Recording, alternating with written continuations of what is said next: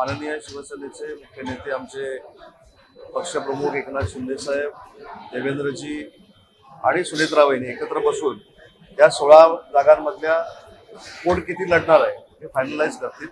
पण 17च्या 17 जागा विधान परिषदेच्या या महायुतीच्या निवडून येतील.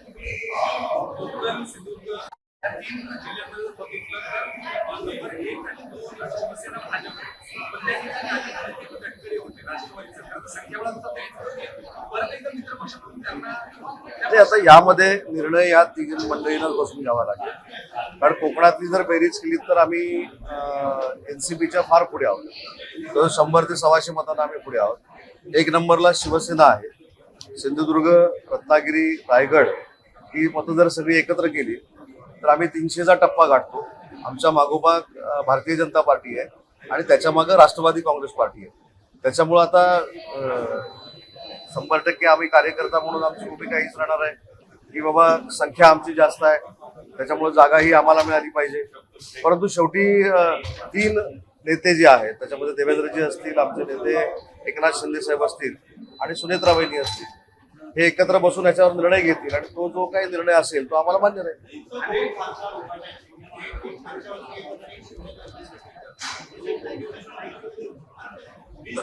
एखादा विरोधी पक्षातला लोकप्रतिनिधी भेटला म्हणजे तो पक्षातला भाग नाही. कालपासून या सगळ्या बातम्या देखील बघतो.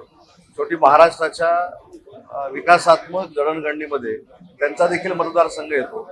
त्यांना देखील वाटत असेल की त्यांच्या मतदारसंघामध्ये असलेल्या नगरपालिका असतील किंवा झोपडपट्टी पुनर्वसनाचे प्रश्न असतील किंवा MIDCचे प्रश्न असतील हे सुटले पाहिजेत म्हणून मंत्र्यांकडे गेलं पाहिजे. तसंच काही प्रश्न हे शासन स्तरावरचे तातडीनं सुटले पाहिजेत म्हणून त्यांनी उपमुख्यमंत्री एकनाथ शिंदे साहेबांची भेट घेतली असेल.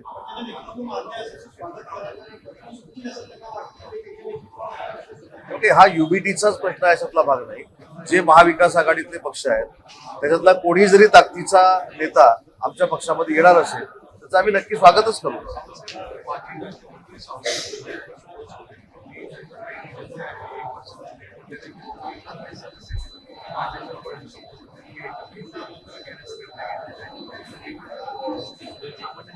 नाही, चांगली गोष्ट आहे. चांगली गोष्ट आहे.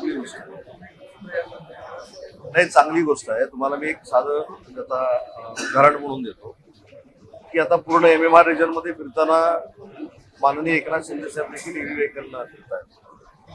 आपल्याला कदाचित असं वाटलं असेल की मोदी साहेबांनी आवाहन केलं म्हणून आम्ही आरंभ सुरूपणा करून पहिले 2 दिवसच EV व्हेकल बंद ठेवू.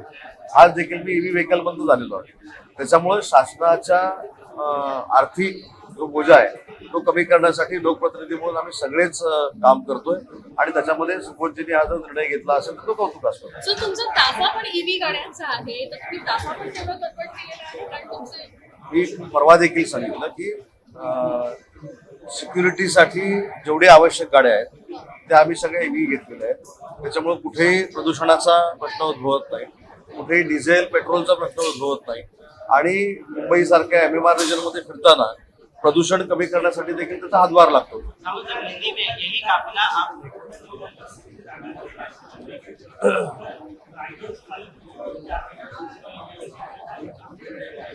याच्या बाबतीमध्ये मी सुरुवातीला सांगितलं की या सगळ्यामध्ये निर्णय घेणारा 3 व्यक्ती आहेत.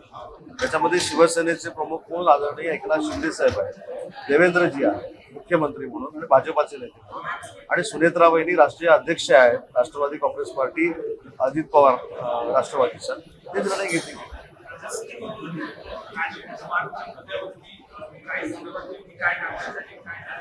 नाही, राजापूरच्या वाळूच्या संदर्भामध्ये मी काल ती पूर्ण टीप ऐकली, स्थानिक आमदार किरण भैया सावंत आणि चॅनलवरची.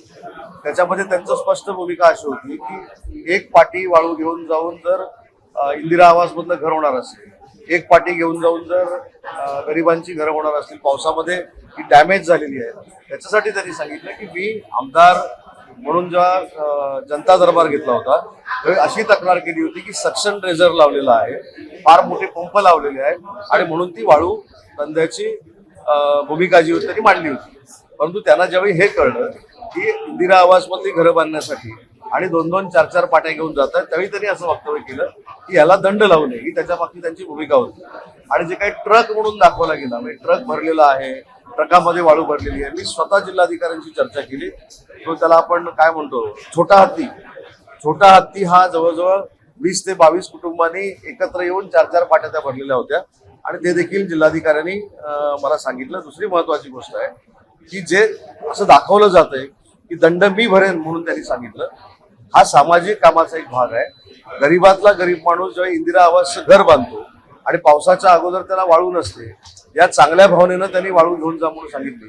परंतु जे काय वातावरण तयार केलं जातंय की महसूल बुडवला, त्याच्यामध्ये लोकप्रतिनिधी असतात, मी अगदी आव्हानात्मक सांगतो की वाळू धंद्यामध्ये, हातपाटीच्या वाळू धंद्यामध्ये पालकमंत्री म्हणून मी असेल किंवा माझे मोठे बंधू किरण सामंत असतील, यांनी 1 रुपयाचा जरी गैरव्यवहार केलेला असेल तर आम्ही वाटेल ती राजकीय किंमत मोजायला तयार आहे.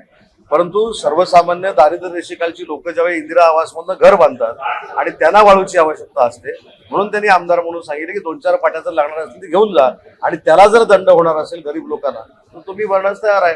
परंतु त्याचं असं वेगळं वातावरण तयार करण्यात आलं की त्यांनी काहीतरी धंदा स्वतःचा वाळूचा सुरू केला, फार मोठा राजाश्रय आम्ही दिलेला आहे. तशी कुठचीही परिस्थिती नाही, हे मला पालकमंत्री म्हणून या ठिकाणी स्पष्ट करायचं.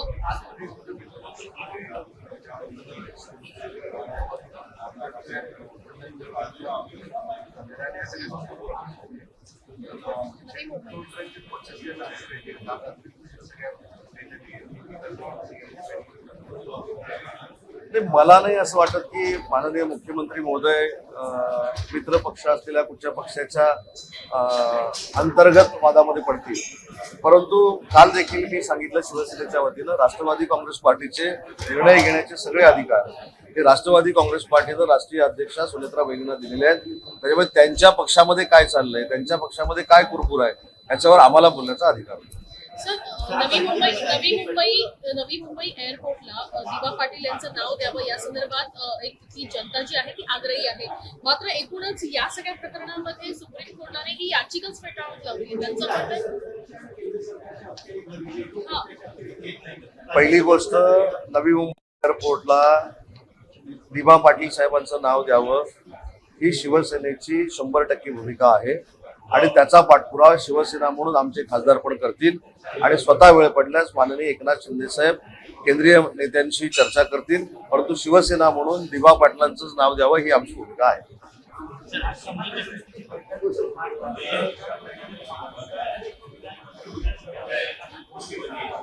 समन्वय समितीची बैठक नक्की पार पडणार आहे. याच्यामध्ये जिल्ह्यामध्ये ज्या समित्या असतील, विशेष कार्यकारी अधिकारी असतील, या सगळ्या ज्या काही संख्या आहेत हे फायनलाइज करण्यासाठी ही बैठक आहे.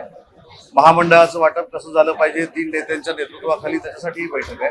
त्याच्यामुळे ती समन्वय समितीची जर आज बैठक झाली तर त्याच्यावर आमचे सिनियर नेते माननीय भुजबळ साहेब आणि बावनकुळे साहेब आपल्याशी नक्की बोलतील.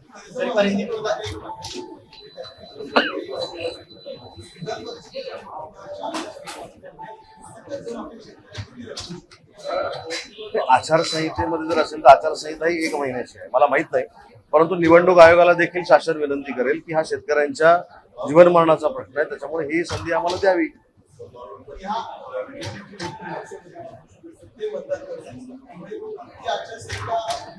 ते आता निवडणूक लागल्यानंतर आचारसंहिताही येणार आहे.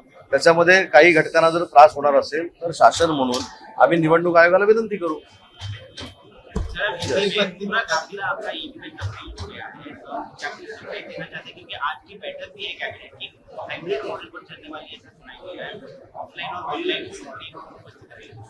मैंने 4 दिन पहले भी बोला था कि देश के पंतप्रधान नरेंद्र मोदी साहब ने जो आह्वान किया है उसको हमारे जो नेता है, हमारे जो पक्ष प्रमुख है एकनाथ शिंदे साहब, उन्होंने प्रतिसाद देके खुद वो ईवी व्हीकल से अभी ट्रैवल कर रहे हैं. तो मैं भी शिवसैनिक हूँ. अगर हमारे नेता ऐसा डिसीजन लेते हैं तो हमारी भी जिम्मेदारी है कि हम भी ईवी व्हीकल से ही ट्रैवल करें.